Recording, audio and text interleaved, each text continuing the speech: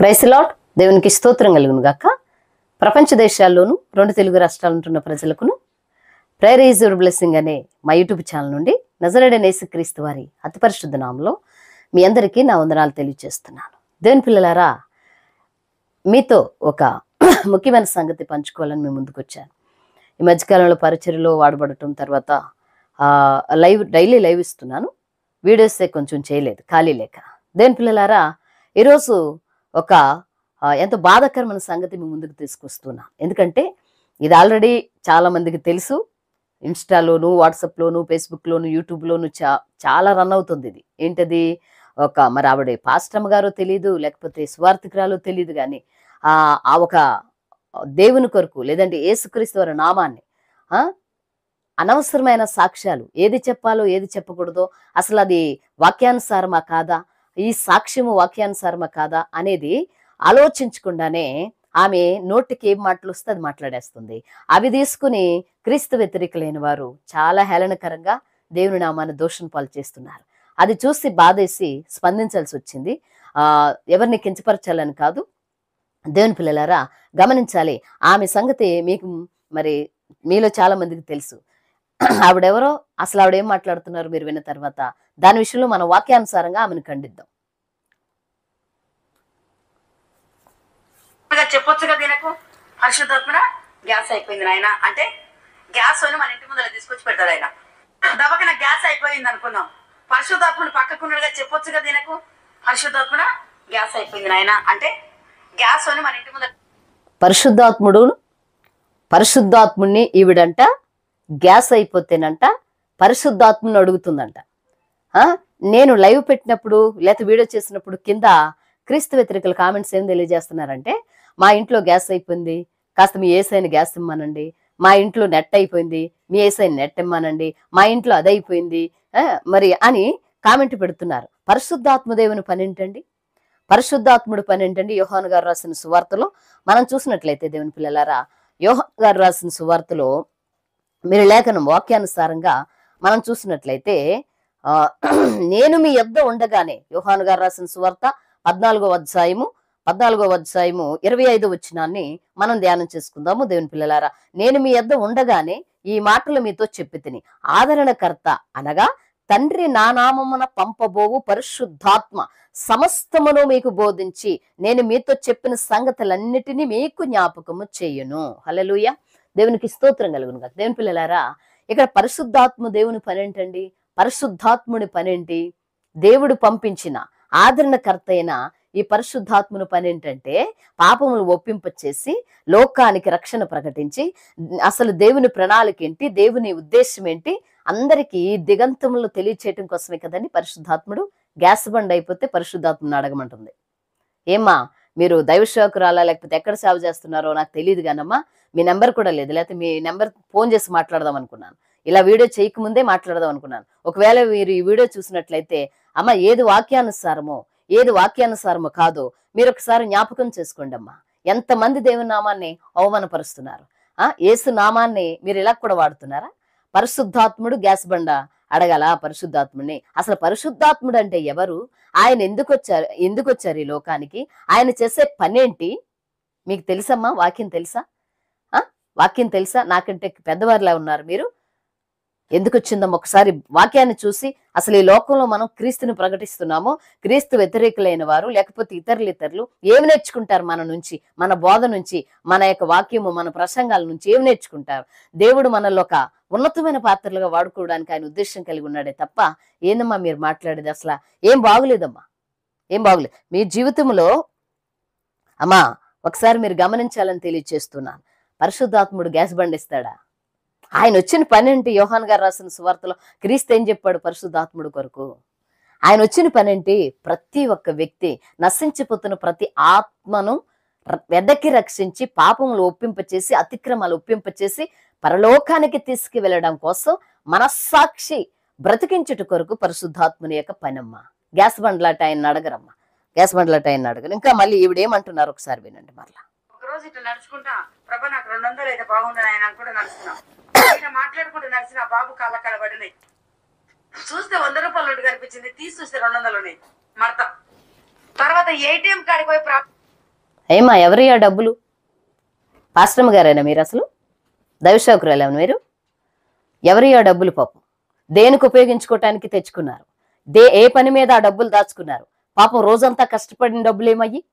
ఎవరి అని అడిగి ఇవ్వడం తెలీదా మీకు? నువ్వు 200 అడిగితే ఎవరు సొమ్మన నీకు ఇస్తాడా దేవుడు? ఏమా దొరుకుతాయా డబ్బులు నీకు? అసలు ఏం మాట్లాడుతున్నారమ్మా మీరు? అసలు దేవుని పిల్లలారా, వీళ్ళు ఇలాంటి బోధల వల్లనే కదా దేవుని నామానికి ఎంత అవమానం కలుగుతుంది, ఎంత అవమానం కలుగుతుంది. ఎంతమంది నవ్వుతున్నారు. నేను లైవ్ పెట్టినా, వాక్యము చెప్పినా, లేకపోతే ఎక్కడికైనా మీటింగ్కి వెళ్ళి వాక్యం చెప్పినా కూడా నాకు డైరెక్ట్ గా అడుగుతున్నారు నన్ను వచ్చి, ఏందమ్మా ఈ బోధలని చెప్తున్నాను నేను. ఏది వాక్యానుసారమో ఏది వాక్యానుసారం కాదో తెలుసుకోండి అని చెప్తున్నాను. ఆ 200 ఎవరయ్యమ్మా? పక్కన ఉన్న వాళ్ళని అడగనవసరం లేదా? తీసేసుకుంటావేనా నువ్వు? తీసేసుకుంటామేనా? అసలు ఏం మాట్లాడుతున్నారమ్మా మీరు? అసలు మళ్ళీ ఇప్పుడు ఏమంటున్నారో చూడండి ఒకసారి. డబ్బులు వచ్చిన కాకని పలికిన నా ఏటీఎంలో 270 రూపాయలు మాత్రం ఉన్నాయి. ప్రార్థన చేసిన ఏటీఎం కార్డు పెడితే 1,64,444 రూపాయలు నా బ్యాంక్ లోకి వచ్చినాయి. యేసు నామములో పరలోక బంగారంలో నుంచి ఒక ఏటీఎం దగ్గర ప్రార్థన చేసావా? ఇవన్నీ మీరు వినే ఉంటారు. కానీ నేను ఆ యొక్క సహోదరుడికి నేను చెప్పేది ఏంటంటే, చాలా ఘోరంగా అయితే మిమ్మల్ని అపవాది ఆత్మే వాడుకుంటుందని నేను అనుకుంటున్నాను. నేనైతే నా వ్యక్తిగత అభిప్రాయం. నా మాట వల్ల మీరు బాధపడని అవసరం లేదు, బాధపడొద్దు దయచేసి. మిమ్మల్ని ప్రేరేపించి వాడుకుంటున్నది అపవాది ఆత్మ. అది సాతాను దురాత్మని మిమ్మల్ని ఎలా మోసం చేస్తుంది. దేవుని పిల్లలారా, ఆమెను పిలిచే మీకైనా కనీసం వాక్యం తెలియొద్దా? వాక్యం తెలియొద్దా? ఏటీఎం దగ్గరికి వెళ్ళి ప్రార్థన చేస్తే డబ్బులు వచ్చేస్తాయి అందులో. ఎక్కడదమ్మా ఇది? అసలు వాక్యానుసారమేనా? అసలు నువ్వు మాట్లాడేది వాక్యానుసారమేనా? వాక్యంలో ఉందా అసలు అలాగా? అసలు దేవుడు ఏం చెప్పాడు? యేసుక్రీస్తు ప్రభుల వారు కానీ, సృష్టికర్త అయిన దేవుడు కానీ బైబిల్లో మనకేమి భరోసాలు ఇచ్చాడు? ఎలాంటి భరోసాలు ఇచ్చాడు? ఎలాంటి సంగతులు మనకు తెలియచేశాడు? వాక్యం తెలుసమ్మా మీకు? అలా మాట్లాడుతున్నారు. ఎంతమంది మీ మాటలను తీసుకుని దేవుని నామాన్ని అవమానపరుస్తున్నారు? ఏటీఎం దగ్గరికి వెళ్ళి నిలబడి ఎవరి సొమ్మమ్మ అది? అంత ఆ రకంగా చేస్తానని ప్రభు చెప్పారా? అసలు ఎవరైనా వింటే హర్షించాల్సిన విషయమేనమ్మా అది అసలు. కొంతమంది అంటారు, దేవుడికి అసాధ్యమైనది ఏముంది? దేవుడికి వాక్యం చూడండి అమ్మా. ఇప్పుడు మీలో చాలా మంది, అందరిని అన్నట్లా నేను, మీలో చాలా మంది ఇలాంటి వాళ్ళని సపోర్ట్ చేయబట్టికే, ఇలాంటి వాళ్ళని నిజమైన సత్యవాక్యం చెప్పే వాళ్ళకి మీ సపోర్ట్ ఉండదు, మీ యొక్క చెయ్యొత్తు ఉండదు. నిజంగా సత్యవాక్యం ప్రకటించే దైవసేవకులు అనేకులు ఉన్నారు. అన్ని త్యాగం చేసి ప్రభు కోసం వచ్చి సేవ చేస్తున్నారు. వాళ్ళకు ఉండదు మీ సపోర్ట్. ఇలాంటి వాళ్ళకి ఎక్కువ ఉంటుంది. ఒకవేళ ఎవరైనా ఇలా తప్పు అని అన్నాం అనుకో, ఇంకా చూడు వాళ్ళని తిట్టడం తిట్ట మీకెందుకు, వాళ్ళ విషయం మీకెందుకు, ఏళ్ల విషయం మీకెందుకు, వాళ్ళ సంగతి మీకెందుకు, మీ సేవ ఏదో మీరు చేసుకోవచ్చు కదా. ఎవరి సేవలు చేసుకోవడానికి రాలేదు, వాక్యాన్ని ప్రకటించడానికి పరిచర్యకి నిజమైన సేవకులు వస్తారు. తెలుసమ్మా? కొంతమందికి నేను చెప్పేది. ఇంకా ఇప్పుడు మాటలు చూడండి. ఒకసారి ఏటీఎం దగ్గరికి వెళ్ళి చెప్పిందే, 270 రూపాయలు మాత్రం ఉన్నాయి. ప్రార్థన చేసిన ఏటీఎం కార్డు పెడితే 1,64,444 రూపాయలు నా బ్యాంక్ లోకి వచ్చినాయి. యేసు నామములో పరలోక బంగారంలో నుంచి ఒక తులం గొలుసు రోడ్డు మీద వరును గాక. 4 గంటలకు అడిగిన 7 గంటలకు ఉప్పల రింగ్ రోడ్ కడ దొరికింది. చూడండి ఎవరు మొన్న దేవుని పిల్లలారా, మొన్న ఈ యొక్క మాట మీద, ఈవిడ చెప్పిన మాట మీద మరి పార్వతమ్మ గారు కూడా వీడియో చేశారు. ఎవరిదో కేసు పెట్టండి ఆవిడ మీద వెళ్ళి అని ఆవిడ చేశారు. ఇక నేను అడగలేదు, నేను వీడియో కూడా చేయలేదు. ఆమె మీద నేను బిజీగా ఉన్నాను కూడా. ఆమెను ఏం ప్రశ్నిస్తాం? ఇలా మాట్లాడుతుంటే ఏం ప్రశ్నిస్తాం? ఇంకాళ్ళని ఆమెనే కాదు ఇంకొకరినైనా ఏం ప్రశ్నిస్తాం మనం? రింగ్ రోడ్ దగ్గర దొరికిందంట. అసలు ఆ చైన్ ఎవరిదో, ఆ బంగారం ఎవరిదో? ఎవరైనా ఇప్పుడు ఈ సాక్షి విని ఆ బంగారం నాదని ఎవరైనా ఈమె మీద కేసు పెట్టినా ఏంటి? ఎంత ప్రమాదం ఇది? ఏంటి పిచ్చి మాటలు ఏంటో నాకు అర్థం కావట్లేదమ్మా మీకు. ఈ పిచ్చి మాటలు ఏంటమ్మా నీకు? అసలు ఏం చేద్దామని క్రైస్తవ్యం నాకు తెలియక అడుగుతాను నేను. ఏం చేద్దామని క్రైస్తవ్యం? ఇక దేవుని నామం మనం ఇప్పటికే దోషను పాలు, ఇప్పటికే నవ్వులు పాలు. ఎంతో మంది దొంగ బోధకుల ద్వారా, దొంగ స్వస్థతల ద్వారా డబ్బు దోచుకోవడానికి తోడలేసం వేసుకుని ఇష్టానుసారంగా దేవుని నామను అవమానపరుస్తుంటే మరలా మీరు తయారయ్యారమ్మా. రింగ్ రోడ్ దగ్గర బంగారం చైన్ పడిపోయిందా నీకు? ఇప్పుడు వీడియో విని ఎవరైనా నిన్ను అడిగి మాదే బంగారం ఎందుకు తీసావని అడిగితే ఏం సమాధానం చెప్తావు నువ్వు? అసలు ఏం సమాధానం చెప్తావు నువ్వు? అసలు ఏం మాట్లాడుతున్నావు అమ్మా నువ్వు? అసలు దేవుని పిల్లలారా, ఈమెకి ఎవరైనా ఈమె నెంబర్ ఉంటే నాకు పెట్టండి. నా వీడియో కింద నా నెంబర్ ఉంటుంది, నా నెంబర్కి ఫోన్ చేసి ఈమె నెంబర్ పెట్టండి, నేను మాట్లాడతాను ఆవిడతో ఒకసారి. అంత ఘోరమా? ఎవరిదా బంగారం? ఎవరి 200? పొరుగు వారిది ఏది ఆశించొద్దని వాక్యంలో ఉంది కదా. ఏంటమ్మా మీరు మాట్లాడుతున్నారు అలాగా? ఒక పెద్ద గుడిసేసినాం. గుడిసిన ఊకే అందరం పట్టుకుని పిల్లలు ఇట్లాంటి స్తంభాలే పట్టుకొని వేసిన వాళ్ళు ఈ గుడిసే బిల్డింగ్ అవను కాక, ఈ గుడిసే బిల్డింగ్ అవను కాక అని పడికే వాళ్ళు. అది జరిగింది ఏం తెలుసా? 22 పిల్లర్ల ఈ స్తంభాలది 24 పిల్లర్ల బిల్డింగ్ అయింది. ఇది చూసారు. ఇంకా చాలా ఉన్నాయండి. ఇవిడి చాలా ఉన్నాయి. ఇంకా మీరు వినండి, ఇంకా మీరు చూసే ఉంటారు కదా. దేవుని వాక్యం ఏం చెప్తుందో ఒకసారి చూద్దాం. దేవుని పిల్లలారా, పరిశుద్ధాత్ముడు ఎందుకు వచ్చాడో మనం చూసాం కదా. ఇప్పుడు మనము ఇంకొక మాటను మనం చూద్దాం. లూకా గారు వ్రాసిన సువార్తలో దేవుని పిల్లలారా ఒక విషయము మీకు నేను పరిచయం చేస్తాను. లూకా గారు వ్రాసిన సువార్త 6వ అధ్యాయములో 31వ వచనాన్ని మనం ధ్యానం చేద్దాం. దేవుని పిల్లలారా చూడండి, నేను చదువుతాను, మీరు వినండి. 31వ వచనాన్ని. కాబట్టి ఏమి తిందుమో, ఏమి త్రాగుదుమో, ఏమి ధరించుకుందుమో అని చింతపడుకుడి. అన్యజనులు వీటన్నిటిని విషయమై విచారింతురు. ఇవన్నీయు మీకు కావలునని. ఏవన్నీయు?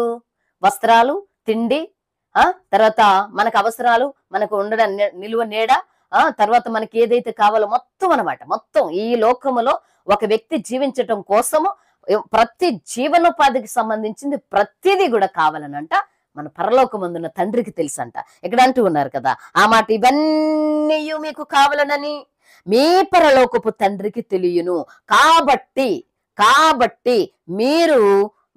కాబట్టి మీరు ఆయన రాజ్యమును, ఆయన నీతిని మొదట వెతుకుడి, అప్పుడు అవన్నీ మీకు అనుగ్రహింపబడను. రేపటిని గూర్చి చింత పడకుడి. దేవుని పిల్లలారా, ఈమె చెప్పే ప్రతివేడి ఈమె వీడియోలు చూసానండి చాలా.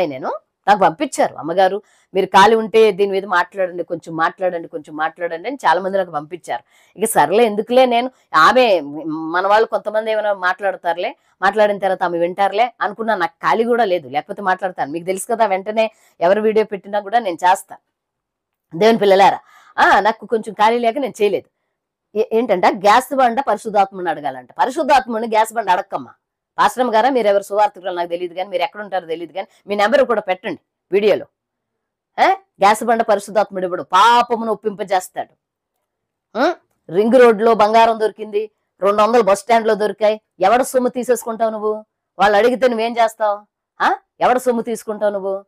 వాళ్ళ సొమ్ము నీకు తీసుకోమని చెప్పాడు క్రీస్తు. నీ పొరుగు అనేది ఏది ఆశించొద్దని చెప్పారు వాక్యం. మీకేం కావాలో అన్ని ప్రభుకు తెలుసు, ఇస్తాడు. కాబట్టి మొదట ఆయన రాజ్యాన్ని, ఆయన నీతిని వెతకండి అని ఇక్కడ లేఖనములో స్పష్టతగా తెలియజేస్తూ ఉన్నది. అని బోధ ఏంటమ్మా అసలు? ఈ వాక్యానుసారం అసలు మీరు మాట్లాడే మాటలు. ఇంకంతే, మైకు చేతిలో ఉంది, మిమ్మల్ని 10 మంది పిలుస్తున్నారు, ఇక వెనక ముందు లేదు, చెప్పేటివే. మరలా ఈవిడ ఇంకా చాలా మాటలు ఉన్నాయి. ఒక ఆవిడకు ప్రార్థన చేస్తే మేకులు, సాకులు, పెద్ద పెద్ద రాడ్లు, పెద్ద మళ్ళీ ఎంత కిడ్నీలో నుంచి ఎంతెంత రాళ్ళు వచ్చేసాయంట. అమ్మా, ఏదైనా చెప్పామంటే లేకపోతే ఏదైనా మాట్లాడామంటే వాక్యానుసారంగా ఉండాలి. ప్రభు స్వస్థతలు చేశాడు కాదని అంటలేదు. ఆ స్వస్థత కార్యాలు ఎలా ఉన్నాయి? అసలు ప్రభు చేసిన పరిచయం ఏంటి? మీరు మాట్లాడే మాటలేంటమ్మా? ఎందుకమ్మా? చూడండి ఎంత దారుణంగా దేవుని నామానికి అవమానం తీసుకొచ్చేటట్టు ప్రవర్తిస్తున్నారు, మాట్లాడుతున్నారు. మీరు ఇలా మాట్లాడటం వల్లే కదా, మీరు ఇలా ఈ రకంగా చెప్పడం వల్లనే కదా. ఎందుకమ్మా అలా మాట్లాడుతున్నారు? వాక్యానుసారంగా బోధిస్తే బోధించండి, లేకపోతే మనకు దేవుడు తలంతి ఇస్తే ఆ తలంతి మీద పరిచర్య చేద్దాం కలిసి. మీకు అర్థమవుతుందా? మీ పేరు కూడా నాకు తెలీదు, ట్రోల్ చేసి నాకు చాలా మంది పంపితేక ఈరోజు మాట్లాడాల్సి వచ్చింది. దేవుని పిల్లలారు గమనించండి, ఇలాంటి వాళ్ళ కోసం ప్రార్థన చేయండి. ఒకవేళ ఆమె ఫోన్ నెంబర్ ఉంటే మీరు మాట్లాడండి, లేదంటే నాకు కూడా ఇవ్వండి, నేను కూడా మాట్లాడతాను. ఆమెతో మాట్లాడతా అసలు ఏంటి సంగతి ఏంటో అడుగుతాను. ఎంత దారుణమా, ఎంత హేళన చేస్తున్నారు క్రీస్తు విరోధులు. గ్యాస్ బండ్ అయిపోతే పరిశుద్ధాత్మను అడుగుతావా? డబ్బులు 100 అడిగితే 200 ఇచ్చేసారా? ఎవరు సొమ్ము నీకు ఏసయ్యా? ఏటీఎం దగ్గరికి వెళ్ళి ప్రార్థన చేసేస్తే 1,44,000 పడిపోయాయా నీకు? ఇక క్రైస్తవులు అందరూ ఎవ్వరు ఏం చేయని అవసరం, ఈమెలాగా వెళ్ళండి ఏటీఎంల దగ్గర, తన్నులు తింటారు ఫుల్లుగా. కొంచెమైనా ఉండాలి. పిచ్చి మాటలు మాట్లాడుతున్నారు ఏంటమ్మా మీరు? నిజం చెప్పాలంటే దయచేసి మార్చుకోండి. మీ వైఖరి ఏం బాలా, వాక్యానికి వ్యతిరేకంగా ఉంది మీ వైఖరి. మీరే ఎవరైనా ఒకవేళ ఆమెకి ఫేవరెట్స్ ఉండి నన్ను తిట్టినా పర్వాలేదు, ఏం కాదు. దయచేసి మీరు కూడా వాక్యం గ్రహించండి. ప్రైజ్ లార్డ్ అందరికీ.